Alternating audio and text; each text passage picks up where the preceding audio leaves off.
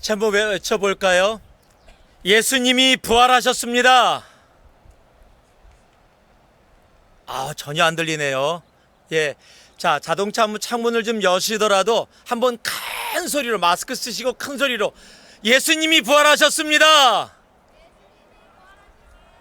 아멘. 우리 온라인으로 예배 드리시는 분들은 우리 채팅창에다가 Jesus is risen, 예수님이 부활하셨습니다 라고 여러분이 쓰시면서 큰 믿음으로 함께 동참해 주시기 바랍니다. 그렇습니다. 오늘은 예수님이 부활하신 날입니다. 그래서 우리들이 함께 모여서 이렇게 정말 기쁨으로 예배의 자리에 나아가고 있습니다. 오늘 여러분과 함께 나눌 말씀은 고린도전서 15장 3절에서 8절까지의 말씀입니다. 보통 때는 제가 그렇게 소리를 지르면서 예배를 안 드리는데 이 바뀐 낮에서만 예배를 드리면 제 소리가 자꾸 커져요. 왜냐하면 제가 마니터에서 소리가 전혀 안 들리다 보니까 여러분은 차 속에 계시고 그러다 보니까 제가 소리가 많이 커지는데 우리 온라인으로 예배 드리시는 분들 죄송합니다. 제가 조금 목소리 톤을 낮춰서 여러분들하고 함께 말씀을 나누겠습니다. 고린도전서 15장 3절에서 8절까지 말씀입니다. 내가 받은 것을 먼저 너희에게 전하였노니 이는 성경대로 그리스도께서 우리 죄를 위하여 죽으시고 장사 지낸 바 되셨다가 성경대로 사흘 만에 다시 살아나사 게바에게 보이시고 후에 12 제자에게와 그 후에 500여 형제에게 일시에 보이셨나니 그 중에 지금까지 대다수는 살아있고 어떤 사람은 잠들었으며 그의 야고보는 보이셨으며 그의 모든 사도에게와 맨 나중에 만삭되지 못하여 난 자 같은 내게도 보이셨느니라.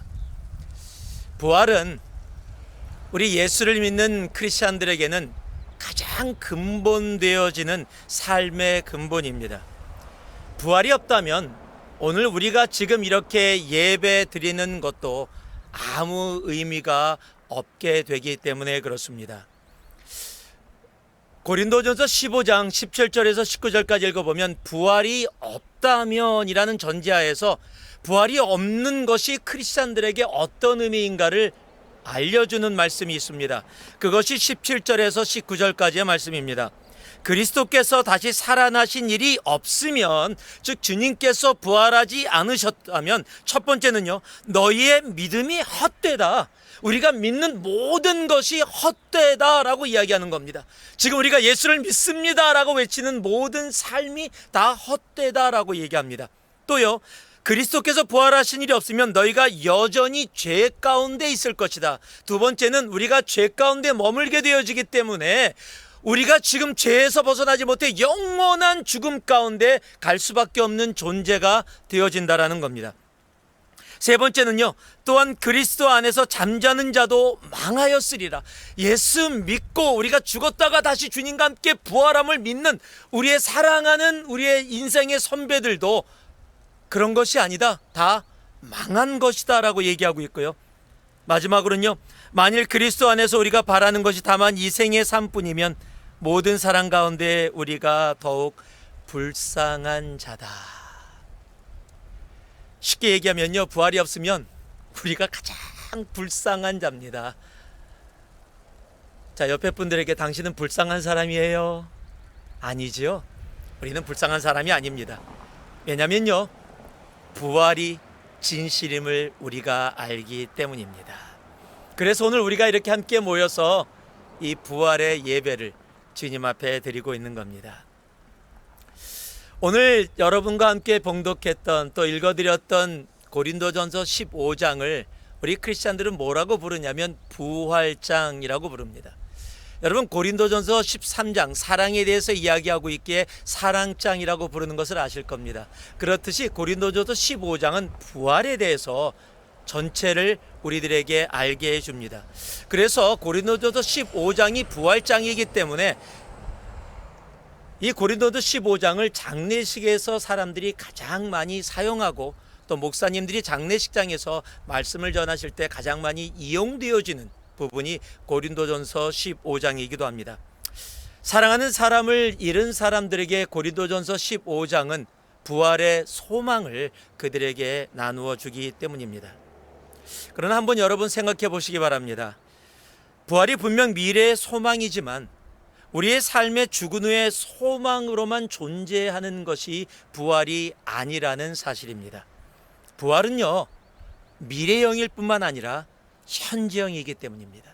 다시 말씀드립니다. 부활은요, 미래만을 우리들이 바라는 미래형이 아니라 부활은 동시에 현재형이기 때문에 그렇습니다. 오늘 본문이요, 고린도전서 15장이 부활장이라고 불려지고 있지만 정작 부활의 그 모습보다는 부활 이후의 삶에 대해서 더 많은 것을 기록하고 있는 것이 바로 이 고린도전서 15장 부활의 장입니다. 또한 이 부활을 경험한 바울이 그 부활의 복음을 고린도 교회에 전하고 있는 것이 바로 고린도전서 15장이기도 합니다. 성경에는 부활을 기록한 성경이 많이 있습니다. 그렇지만 많은 성경에 기록되어 있는, 많은 곳에 기록되어 있는 이 부활도요, 좀 다르게 기록되어 있습니다.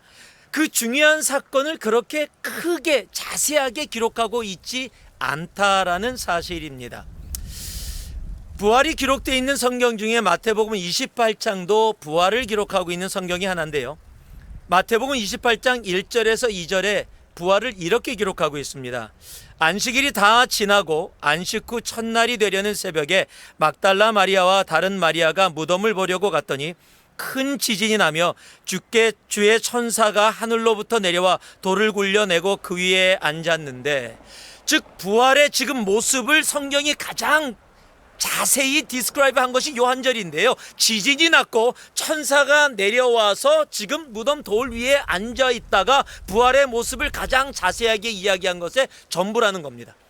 만약에요, 제가 영화 감독이고 지금 이 모습을 영화로 만든다라고 한다면 저는 이렇게 간단하게 안 할 겁니다. 부활의 징조가 보이고 땅이 흔들리는 지진이 그냥 지진이 나고 정도가 아니라 엄청나게 세상이 흔들리고 사람들이 놀라는 모습을 표현하고요, 그리고 하늘이 열리고 빛이 그 무덤에 비춰지고 천사들이 나타나서 찬양을 하면서 천사 사이에서 주님께서 부활하시고 돌문이 열리고 정말 놀라운 역사가 일어나는 것을, 정말 그 클라이맥스를 분명히 표현해낼 것입니다.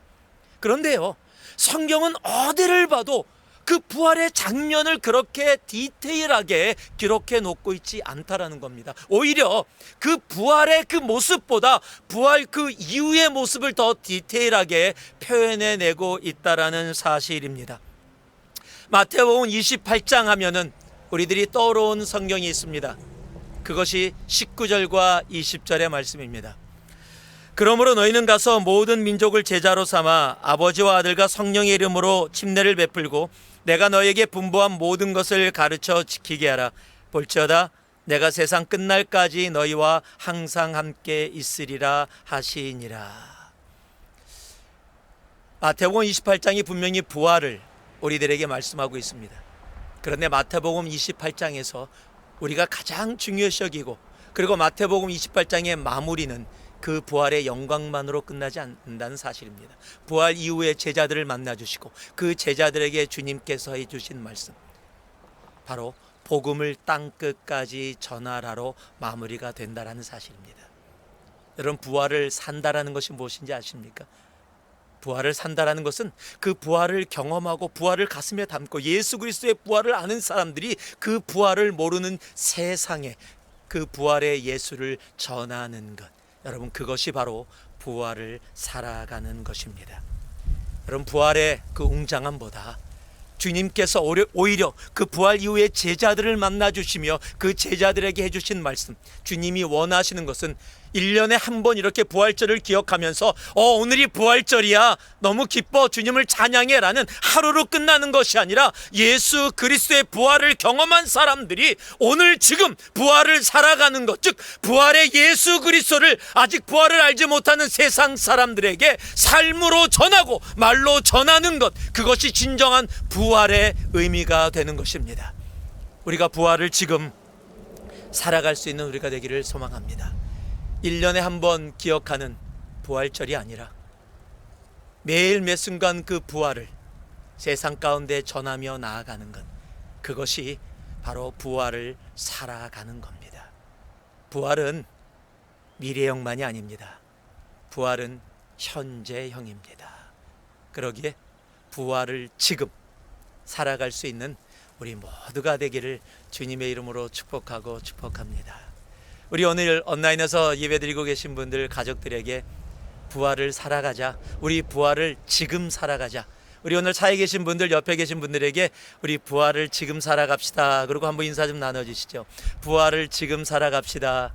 부활을 지금 살아갑시다. 그것이 진정한 부활의 의미입니다.